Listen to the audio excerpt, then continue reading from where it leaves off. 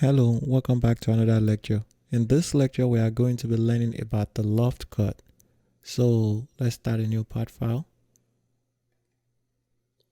And on the top plane, let's draw a sketch. And we will draw a rectangle. Let's add a dimension. This is going to be 8. And let's add, instead of adding another 8 dimension to this side, let's select this line and that line, holding down the control key, select both and add the equal relation. So now we have a fully defined sketch, and let's accept that sketch, and we can go to feature, extrude. So this time let's extrude it by the midplane, a distance of 5. So we have something like that. So what we will do for this example is we are going to loft cut a shape into this box. To start, let's click on the top face. And let's draw our first sketch. We're going to go normal 2. Our first sketch is going to be a circle. The diameter is going to be 5. And we are going to exit.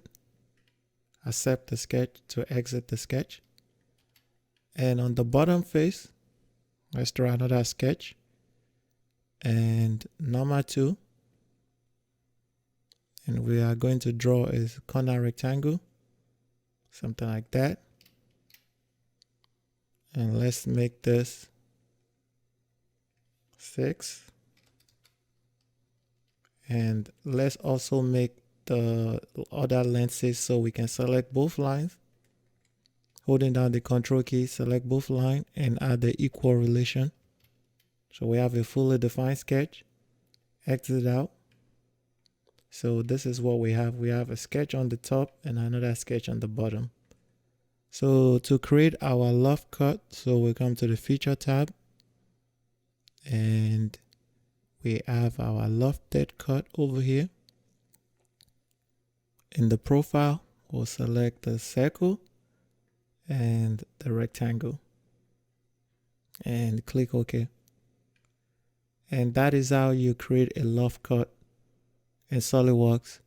Thank you, and I will see you in the next lecture. Bye.